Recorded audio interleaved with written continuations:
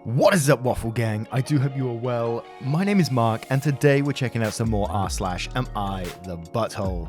If you're new to the channel and love a Reddit story, why not click that subscribe button, maybe that notification bell too, and let me just be real for 2 seconds, and I know I say it every time, but I just want to say a huge thank you to each and every one of you for spending 20 minutes of your precious time with me. Being involved in the channel, it really makes a huge difference, so thank you so much, and let's crack on with today's stories. Much love, guys.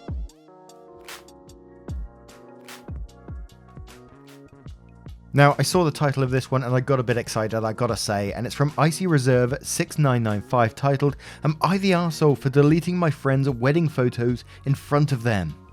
I'm not really a photographer, I'm a dog groomer. I take lots of photos of dogs all day to put on my Facebook and Instagram. It's my thing, if that makes sense. I cut in a photo with every appointment. I very seldom shoot things other than dogs, even if I have a nice setup. A friend got married a few days ago and wanted to save money. Asked if I'd shoot it for them. I told him it's not really my forte, but he convinced me by saying he didn't care if they were perfect. They were on a shoestring budget and I agreed to shoot it for $250, which is nothing for a 10-hour event. On the day of, I'm driving around and following the bride as she goes from appointment to appointment before the ceremony, taking photos along the way.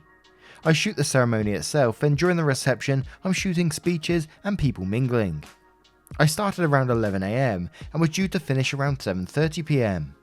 Around 5 PM, food is being served, and I was told I cannot stop to eat because I need to be a photographer. In fact, they didn't save me a spot at any table.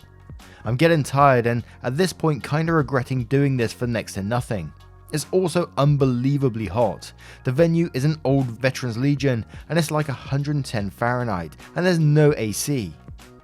I told the groom I need to take off for 20 minutes to get something to eat and drink. There's no open bar or anything. I can't even get water and my 2 water bottles are long empty. He tells me I need to either be a photographer or leave without pay. With the heat, being hungry, being generally annoyed at the circumstances, I asked if he was sure. And he said yes, so I deleted all the photos I took in front of him and took off with saying I'm not his photographer anymore. At that point, I would have paid $250 just for a glass of cold water and somewhere to sit for 5 minutes. Was I the arsehole? They went right on their honeymoon and they've been off social media. But a lot of people have been posting on their wall asking about the photos with 0 responses. And starting with "I'm not the arsehole" to me straight away. I mean, you warned them at the very start about you not being a professional wedding photographer. You done it for a cheap price for them, $250 for 10 hours. I know the photographer that I used to with product photography, he used to charge a lot more than that for 10 hours, a lot more. And then not even giving you the courtesy of getting you some food or even saving you a place at the table and getting shitty when you want to have a drink. And then you basically called his bluff, so I don't blame you for walking out, and good for you for walking out in my opinion. I think that was pretty amazing and I would have loved to see his face as you walked off. I think that would be absolutely beautiful. But Monochrome says, "Not the arsehole at all. You could have risked your health and they treated you like shit." Tanuki replies to that saying, like they seriously expected her to work 8.5 hours without food, with little water and no break. Well, let's be honest, she was doing this as a favour and not because of the money. How did they think this would go? OP should tell her side before they come back. They're going to spin this to make OP sound evil. And that's a very good point, yeah, they probably will. Say something on social media where people are asking for photos and they'll turn around and say, "Oh yeah, our photographer deleted the photos out of spite," or something like that. Cat Got Your Tongue says, "They wanted mates rates but didn't even save you food." Not the arsehole. The dogs are much better people than these friends. Type 1 Error says, "Not the arsehole. He told you to leave without pay and you called his bluff." Abby Burb says, "Not the arsehole. They took you off the guest list for this without mentioning it to you in advance. You went in with the expectation of $250 to take high quality pictures, while also being a guest at their event, including a place to sit, eat and drink. And realistically, you did nothing but follow the groom's suggestion. Either continue being a photographer or forfeit your $250. What did the groom think that entailed? He would get all that work for free. Play stupid games, win stupid prizes. I would also seriously reconsider this friendship." Make a Mermaid says, "Not the arsehole who refuses to allow someone water or food," to which a C person replies to that saying, "My wedding coordinator made sure to point out that my catering contract accounted for a certain number of meals for the photographer, coordinator, caterers themselves, and other staff and team. And I just nodded like, yeah, obviously people gotta eat.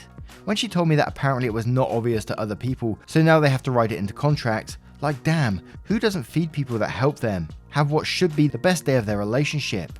According to her, way more than you would think. OP was treated worse than hired help. OP should put this friendship where they put their wedding photos, in the trash. Now, what do you guys think of this one? Do you think OP was justified in what they did? Let me know your thoughts and we'll move on to the next story. And our next story comes from Hazuki Mari. Am I the arsehole for not leashing my dog? Yeah, it's me again, so for this post there's some background to be considered. Where I live, it is compulsory to leash your dog, if you had him later than July 2016. We have had our dog since 2014, so officially it's not compulsory for us to leash him. Our dog is a very well behaved, friendly golden retriever that doesn't hurt a fly or goes off on people. He's literally greeting strangers with a wagging tail and only barks at dogs he absolutely hates or cats that aren't his. So we usually let him walk freely around the quiet street we live in and the forest nearby. He listens well to hand signs and commands, but we leash him when people with other dogs walk by. This particular day, I was walking with him, no one else was around with another dog. Female, also free, walked around the corner. They knew each other, so he ran towards her, wanting to greet her, like dogs do. But when he sprinted, two bikers came from behind. I couldn't see them coming. A dad and his 8ish or older daughter. They were on the street. My dog was on the sidewalk. He just ran past them, tail wagging, totally not paying attention to them at all. The kid, however, started crying. I mean, I kinda get it, it's a dog after all, but he didn't bark or growl or even went close to them. The father then went ballistic, yelling about leashing the dogs and everything, all while the two were playing on the sidewalk. So I called my dog back to me and he came, but the dad went as far as to kick the tinier dog. That female dog was 1, older 2, really little. My dog is fairly gentle to every dog, so he wasn't wild or anything. Then they both rode off. So Reddit, am I the arsehole for not having my dog leashed, causing him to startle a kid?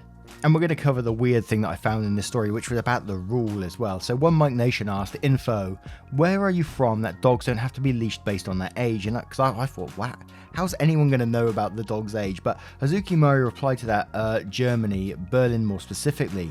I read the rule and it said something like all dogs gotten later to July 2016 have to be leashed, period. For all dogs owned before that, leashing them isn't compulsory. And people who owned a dog prior and moved there could receive an exception to the leashing rule. To which Did Nothing Wrong replies to that saying, that is not really true. To not leash your dog here in Berlin, you need a special permission called, get ready, I'm going to butcher this one, Hundeführerschein, which you have to carry with you every time you unleash him. The permission is only available for dogs gotten after July 2016 or special needs dogs and cost around $100 from licensed providers only. You have to attempt a course. Do you have this kind of permission? Edit. The course has a theoretical and practical part, almost like a driver's license. And other than that, this permission, every dog has to be leashed. You can get fined for not doing so. Now, I just wanted to clear up that rule beforehand because I found that one a bit weird, but at the same time, I don't agree with the dad kicking the dog whatsoever. I think that was a shitty move. I don't know exactly what happened, but it felt like a shitty move to me reading this story. It didn't sound like the dog actually ran up to him or anything like that, so kicking the dog is just, yeah, terrible. But I have got to be a bit of a bee in my personal bonnet about people who just let their dogs run free and run up to people, even if their dogs are friendly and stuff like that. Other people's dogs are not always accepting of that friendliness or whatever. And I base this on Poppy, my dog, which I inherited from my dad. Not hugely socialized. We tried to socialize her a bit, but she's a very, very nervous dog, extremely nervous. And it's only got worse just recently, the last few months, basically, with lockdown and stuff like that. A lot of people around where I live seem to have got dogs through lockdown. And they walk out, they go around the local park where I take Poppy, and they just let their dogs run free. And the dog comes running up to Poppy, and Poppy's absolutely terrified. So she runs around my feet trying to get away. Her tail goes down. She goes into like little defense mode, and I have to pick her up. And there's been like 3 or 4 times where dogs have tried to like bite onto Poppy's back or stuff like that, and I have to have a go at the people. Just keep your dog on the bloody lead, please. And then they get, oh no, dogs should be able to run free and socialize. That's what they do. So that's one of the reasons I think it's just a bit of an irresponsible thing to do. And don't get me wrong, in an ideal world, I understand, yeah, dogs have their freedom and all this kind of stuff, but it's not an ideal world, is it? There's people that's afraid of dogs that's afraid of dogs, cats and stuff, all sorts of things in the world that can distract your dog and cause possible dangers. So it's not just in everyone else's best interest, but also in the best interest of your dog as well, the safety of your own dog. As in this situation, your dog ran up to someone and another dog got kicked because of it. And again, not that I'm saying, that was justified behavior, but it's what happened. But FDS says, you're the arsehole, this may come as a shock, but not everyone loves dogs. Some people have had bad experiences with them or just don't like them. After all, every dog owner says their dog is gentle and wouldn't hurt a fly, but some of those dogs still bite people. Plus the fact that the dad kicked one of the dogs is another reason why you should leash your dog if you care about it. Suppose your dog ran up to someone who was dangerous, or even worse, ran up to another dog with aggression towards other dogs. Best keep it leashed to prevent trouble. Fellow Canadian says, you're the arsehole. That's a weird leash law, but regardless, keep your dog leashed when not on your property. What happens if she's friendly, runs up to a not so friendly dog who attacks her? Mr. Marsupial says, you're the arsehole. You don't know their history with dogs. All dogs are very well behaved until they are not. Monochrome says that you're the arsehole. Your dog seems cool, but the law exists for a reason. It can be dangerous. It could have been hurt or hurt the cyclist. Some people are also frightened of dogs. I do, and I won't care if the dog is nice or not. Sorry. ETA, haven't read that the dad hit the dog. What a effing arsehole. Colink My Cereal says, you're the arsehole. A responsible dog owner would know that leashing a dog not only protects the dog but other people and animals. If you want your dog off the leash, go to a designated area where it's safe. You are in a place where other people and animals explore. Now, what do you guys make of this story? Do you disagree with those verdicts? Let me know your thoughts in the comments below and we'll move on to the next story. And our next story comes from Low Throwaway titled, Am I the Arsehole for keeping tampons/pads in a basket for my students? Absolutely not. Hey everyone, I'm 38 male. I'm a father of 2 daughters and I teach high schoolers here in CA, which I assume is California. Since we started off the school year recently, I've been noticing our female students having some issues, and it's hard for them to have/find tampons/pads, etc. when they need it. As a father myself, I understand that those are essentials for women. So same thing what I do with my daughters. I bought a bunch of tampons/pads and placed them in a basket in our class so our female students can grab one at any time and it's convenient for them. The whole class loves it. Nobody says anything and overall it's helpful for our students. Now my colleague teacher next door, whose name is Susan, she's like 60 female, she thinks it's inappropriate that I have that for my female students, and she told me it's weird because I'm male. I don't find it weird or anything, because there isn't anything weird about it. What's wrong with a period or so? Nothing. It's natural and it happens. To make it convenient for my students, I made the basket and they love it, and I also refill the basket on a constant basis. And there is a little edit to that which we'll cover after. Now, as I said at the very beginning, it was not going to be the arsehole. I don't think there was any other reason. I don't know why Susan's getting so butthurt about it. And I think what makes it extra awesome in this story, and I think anyway, is that the fact that it's in a school and it's being, by a teacher. So not only is this great for the girls that they get the sanitary products that they need, the boys in the class as well are understanding, it's a totally normal thing, and I think that's quite important. They may already understand, so I don't want to be downplaying, what they might already know, but to me, that's what it sort of jumped out to me as. But nothing says not the arsehole. I think it's really sweet, and it gives them the message that it's totally normal and nothing to be hidden and ashamed of. I wish she'd have been one of my teachers. Every time that I saw that basket, I would have felt love and acceptance pouring out of it. And up next says, it must be very uncomfortable for Susan with that stick up her ass. You're a stand-up teacher. Thank you, not the arsehole. Howard Project says, not the arsehole, you are normalizing treating women's needs as an ordinary part of life. Susan is the one behaving inappropriately by trying to create a problem where none exists.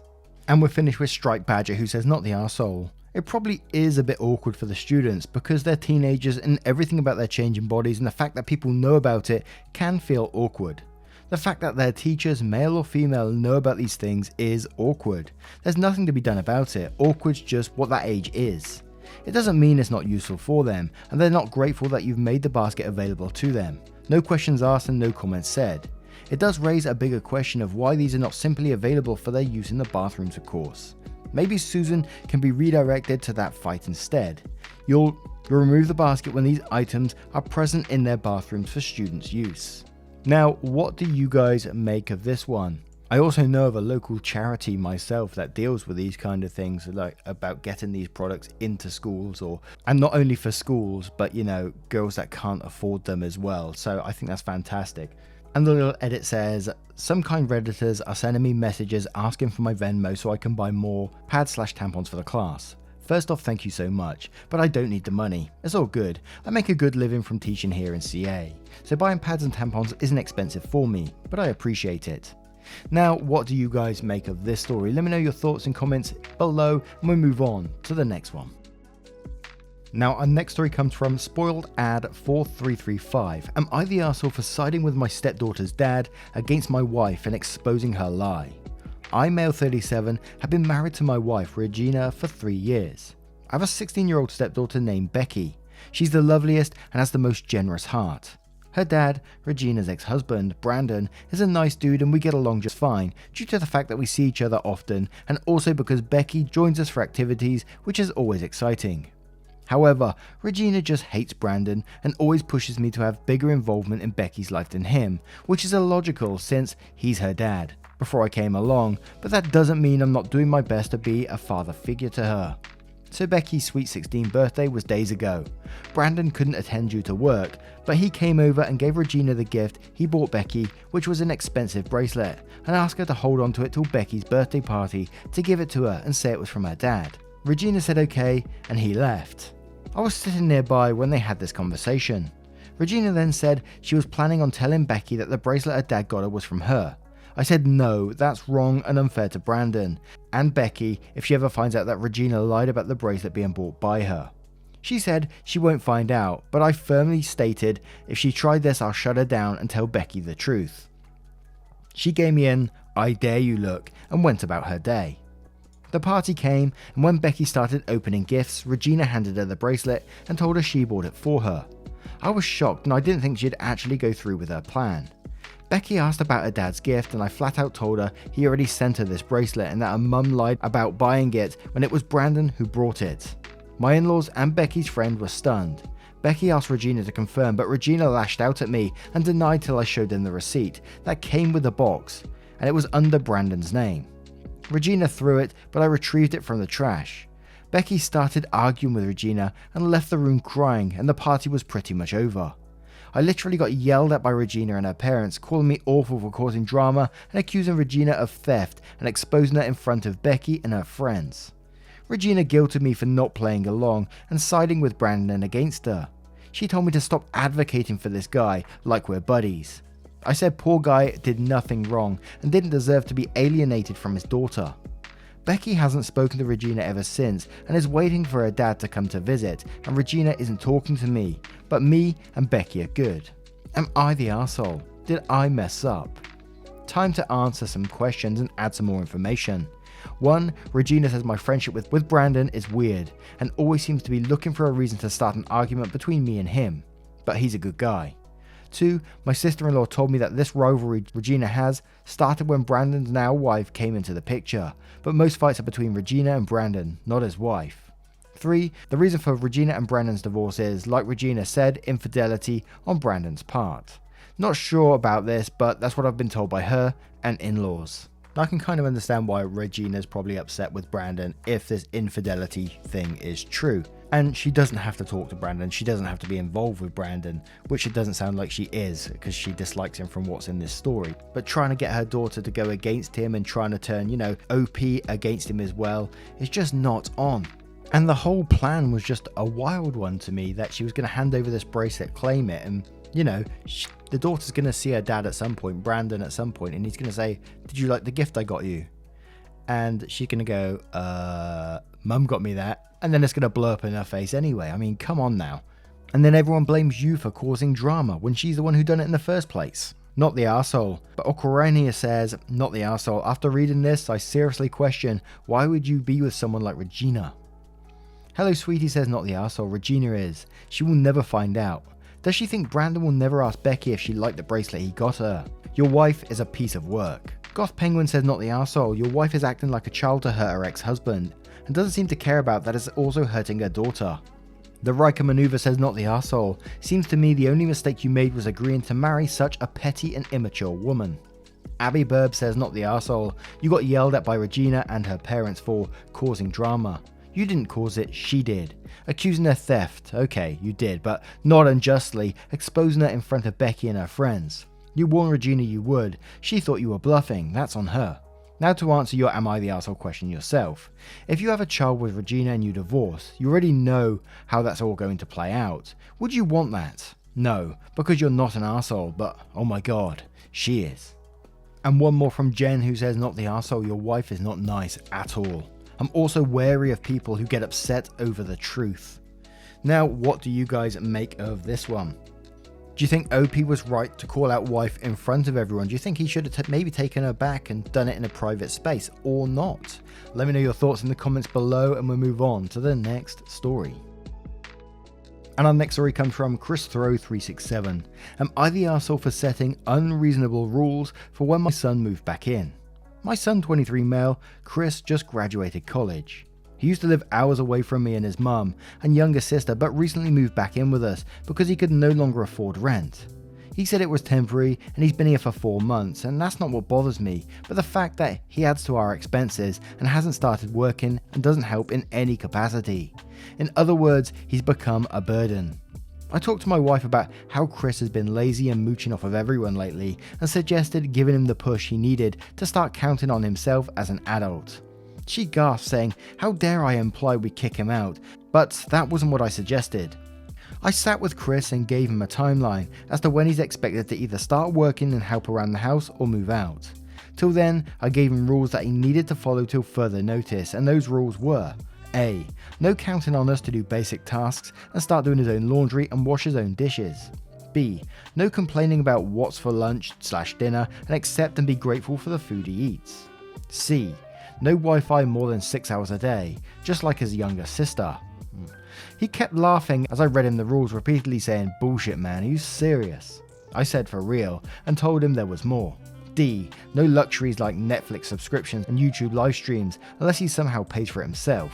This was it for Chris. He blew up complaining about how ridiculous and fair my rules were and reminded me he's not a child anymore. But I told him, child or not, as long as he lives under my roof, then he's expected to follow the owner's rules. He got frustrated and yelled, Mum, to come to his rescue. He got her involved and asked her to talk some sense into me. My wife argued with me and I asked her if she was okay with Chris recklessly increasing our bills and spending so much of our money on lavish stuff while doing nothing in return.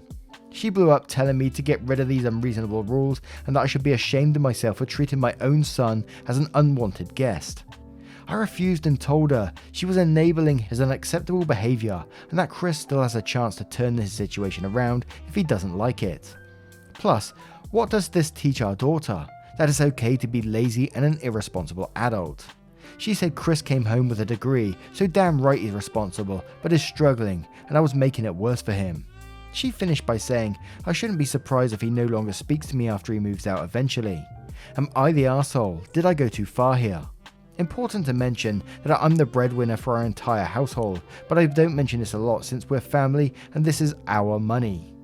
Now, I think it's going to be a not the arsehole to me. I think the rules were pretty understandable, A, B, and C anyway, like basic chores, doing your own laundry, dishes, no complaint about what's for lunch and dinner, absolutely. But then C was a bit of a dodgy one, like no more Wi-Fi than 6 hours a day, like his younger sister. That seems a bit like, why are you doing that? And I think at 23, he should be doing, his own dishes, learn to cook himself, standing on his own feet. He's an adult now, basically. And whilst I'm definitely going with I'm not the arsehole in this situation, I think you do need to treat him a bit more like an adult rather than a child. The rule C about the whole Wi-Fi thing just screams that you're treating him like a child in this situation. You want him to be an adult, but you're treating him like a child. And my empathy standpoint, yes, I know you're going to hate me for it, but my empathy standpoint is, we're in a real tough situation in the world at the moment. The majority of us haven't faced a situation quite like we're in this particular moment with COVID and everything that's going on. The job market is in a weird place. Our own mental health, a lot of us are in a strange place as well. And I think it's just something to throw out there. I know it sounds like excuses for this guy, but I think it's just something to throw out there and something to be considered. Yes, the guy does need to get, his responsibilities and become an adult and all this kind of thing, not go crying to mummy every time. But I think stepping back and giving him that guidance rather than, giving him childish rules like C. The other three were absolutely fine, but like C, it kind of made me think that you're treating him a bit like a child, just in some ways. But I will say not the arsehole on this one, and we'll move on to some comments with Achievement, who says, not the arsehole, I'm an adult, don't treat me like a child. That being said, please buy all my food, clean up after me, and make me whatever food I want while I watch Netflix, because I'm your special boy. Northern Lit Up says, everyone sucks here. Chris is lazy and entitled. If he needed to move back home, the least he could do was contribute to the expenses and have a timeline for moving out. You went overboard with these rules. No more than 6 hours a day of Wi-Fi is just plain silly. You also implemented these rules without your wife being on board and knowing she specifically wasn't on board.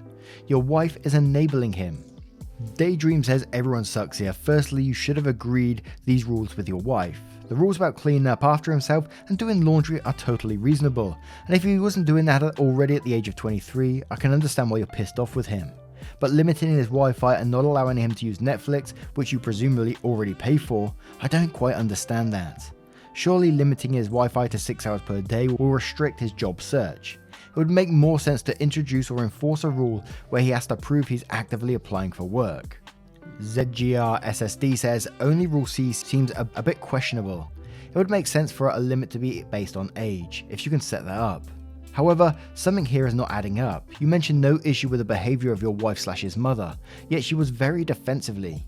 That makes me think that you're either omitting or not seeing something very important. Are you ignoring something like serious mental health issues on his side?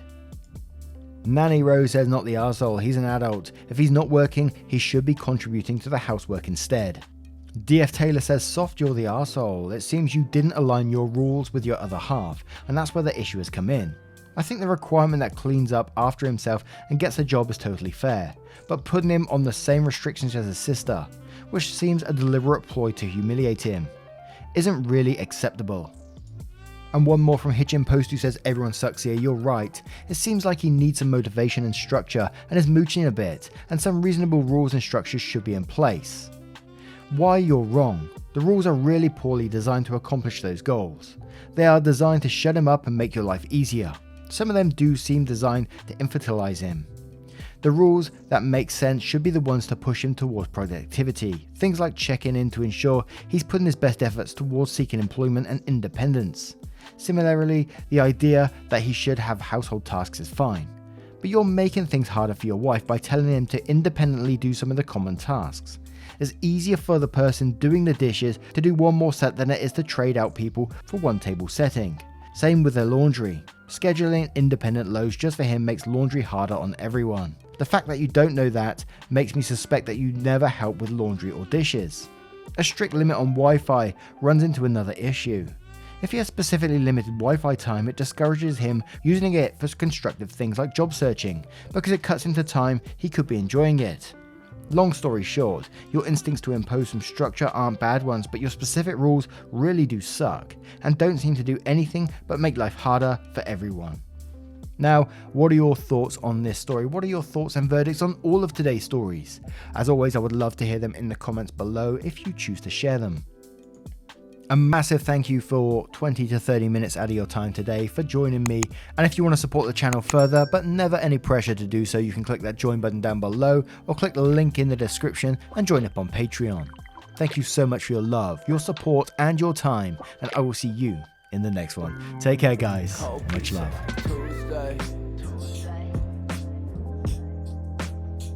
I got food up in the fridge. Y'all keep looking for that new way. I think I like it how it is.